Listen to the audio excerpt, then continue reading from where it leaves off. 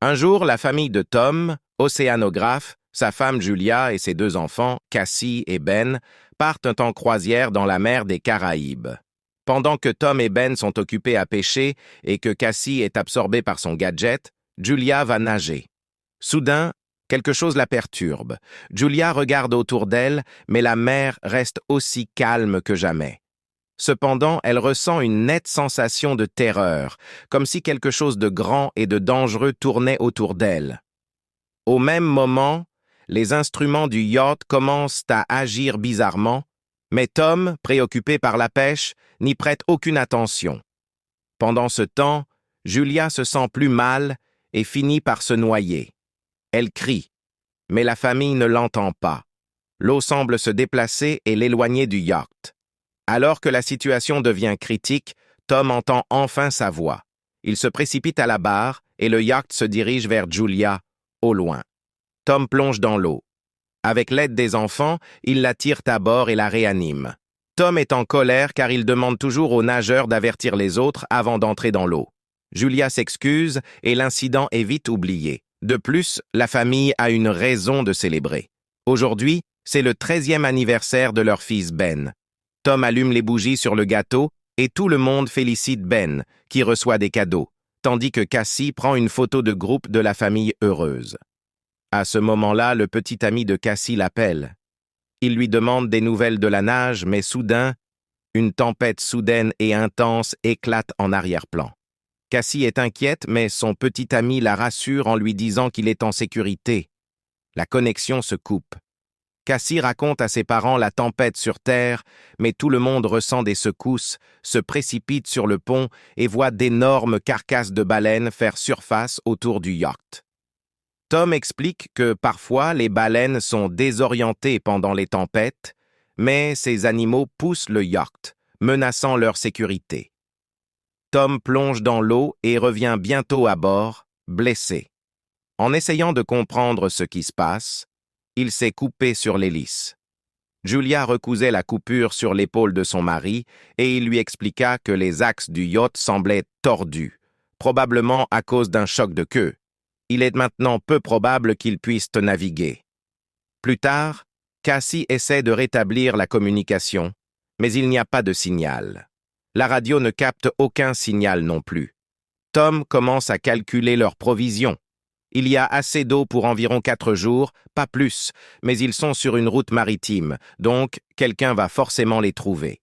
Cependant, des bruits inquiétants viennent de l'extérieur, et lorsque la famille sort sur le pont, ils voient des objets lumineux tomber du ciel. Ils tombent de plus en plus près, et Tom, prenant un risque, démarre le moteur. Il parvient à éloigner le yacht de la prochaine météorite, mais le moteur est finalement endommagé. L'objet suivant tombe si près que la famille peut voir qu'il s'agit de satellites artificiels de la Terre. Un vent fort se met à souffler et les instruments se détraquent. La famille terrifiée se cache à l'intérieur du yacht qui est ballotté par les vagues. Ils enfilent des gilets de sauvetage et se préparent au pire lorsqu'un étrange bruit de sonnerie se fait entendre, provoquant des saignements de nez et des nausées. Tom essaie de signaler qu'il faut aider avec un pistolet lance-fusée, mais en vain. La famille survit à peine à la nuit. Au matin, ils sont soulagés de se retrouver en vie. Mais il y a un trou béant sur le côté du yacht et on ne sait pas pourquoi ils sont toujours à flot. La famille sort et se fige. Envoie des signaux de détresse. Soudain, il entend une réponse. Elle vient de Naoto, le capitaine d'un petit submersible. Ils étaient profondément sous l'eau lorsque la catastrophe s'est produite, et c'est pourquoi ils ont survécu. Cependant, tous les systèmes de communication ont échoué, et attendre de l'aide est vain. Selon ses calculs, la mer reviendra dans environ 1 semaine, et elle sera violente. L'homme leur conseille donc de trouver un terrain plus élevé et d'y rester. Julia ordonne aux enfants de faire leurs bagages. Tom demande directement au capitaine s'il peut sauver leurs enfants.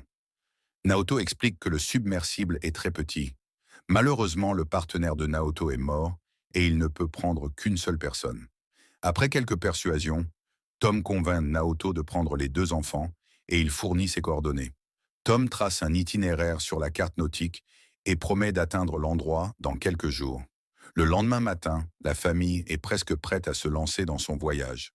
Tom monte sur le pont et voit soudain un homme avec un chien s'approcher. Il marche vers lui et le salue, mais remarque que l'homme est blessé. Il offre de l'eau aux voyageurs. L'homme la boit puis frappe soudainement Tom au visage, ce que Julia voit.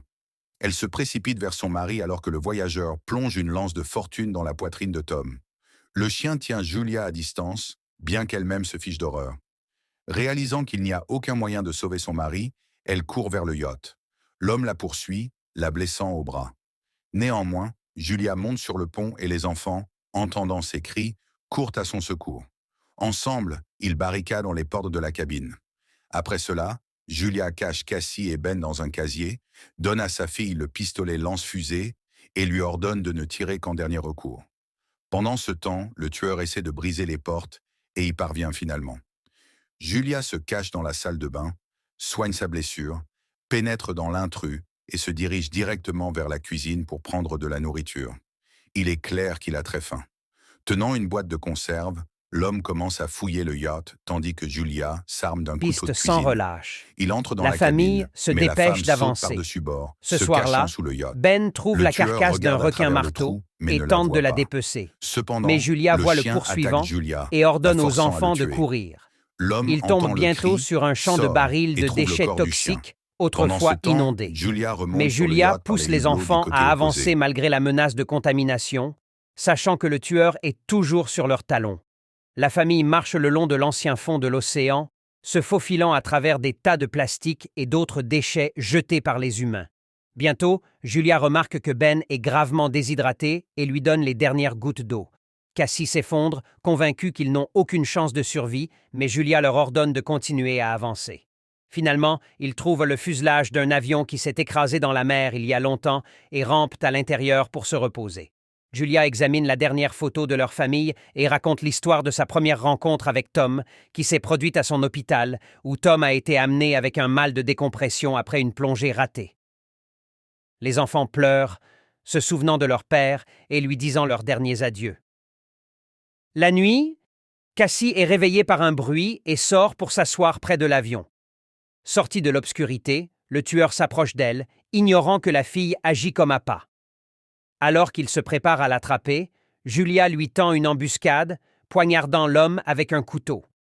À l'aube, la famille se prépare à continuer son voyage, seulement pour découvrir que le corps du tueur a été récupéré, signe que quelque chose d'encore plus dangereux que les humains se cache dans le désert. Ils continuent leur route. Julia consulte la carte lorsque Ben se précipite soudainement en avant. Sa mère lui crie de s'arrêter, mais le garçon court vers une flaque salée et parvient à boire quelques gorgées. Julia l'entraîne, mais le garçon tombe malade. Bientôt, ils tombent sur des chaises en plastique et construisent un abri de fortune contre le soleil, se reposant à l'intérieur. Soudain, Julia entend des bruits étranges. Elle sort et voit quelque chose qui la force à réveiller les enfants. Se rendant compte du nouveau danger, ils commencent à courir. Bientôt, ils aperçoivent un grand navire au loin, entouré de conteneurs écrasés et de quelques personnes errantes. Julia les appelle, mais eux, voyant des milliers de crabes géants, se précipitent dans un conteneur et verrouillent les portes, ignorant ses appels à l'aide. Les trois grimpent sur un conteneur, bien que les crabes parviennent à blesser Julia à la jambe. Néanmoins, Julia, Cassie et Ben s'assoient dessus, regardant les crabes pénétrer par une fissure dans les portes, tuant tout le monde à l'intérieur malgré les tentatives des gens pour les repousser. L'un des défunts, Julia trouve une radio et contacte Naoto. Il répond, expliquant qu'il a également été attaqué par des arthropodes des profondeurs. D'après ses observations, la mer reviendra bientôt. C'est pourquoi les créatures ont émergé. Julia le supplie de sauver ses enfants, mais elle ne sait pas où aller car elle a perdu la carte. Naoto tire une fusée éclairante. Ben voit la direction et la famille se précipite vers elle. Bientôt, il voit un sous-marin jaune au loin, mais l'atteindre est difficile en raison du terrain de l'ancien fond marin. Cassie n'apprécie pas que sa mère lui parle de sauver les enfants, mais Julia refuse de répondre et pousse la famille à continuer. Ils sont obligés de traverser un canyon contaminé par des déchets toxiques. À un moment donné, ils sont pris dans un éboulement rocheux et Julia se retrouve séparée des enfants. Elle leur ordonne de continuer, et lorsque Cassie refuse, Julia la supplie de sauver son frère. Cassie et Ben sortent du canyon et atteignent le sous-marin, mais à l'intérieur, il n'y a personne. Soudain, Naoto, gravement blessé, émerge de derrière le bateau.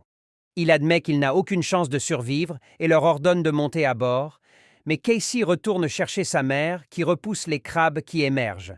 Ses balles sont presque épuisées. Casey escalade la barrière rocheuse et tend la main à sa mère. Ils parviennent à atteindre le sous-marin au moment même où les crabes envahissent Naoto qui meurt dans leurs pinces. La famille monte à bord et juste à ce moment-là, une vague océanique se lève à l'horizon. L'eau soulève le sous-marin et le traîne sur les rochers. Julia regarde tout ce qui s'est passé ces derniers jours défiler devant ses yeux. Elle s'évanouit. Lorsqu'elle se réveille, elle trouve le navire à l'arrêt. Julia ouvre la trappe et la famille émerge pour se retrouver dans une ville en ruine emportée là par la vague. Malgré un excellent concept, le film n'a pas réussi à avoir un impact, en grande partie à cause des nombreuses erreurs commises par ses créateurs.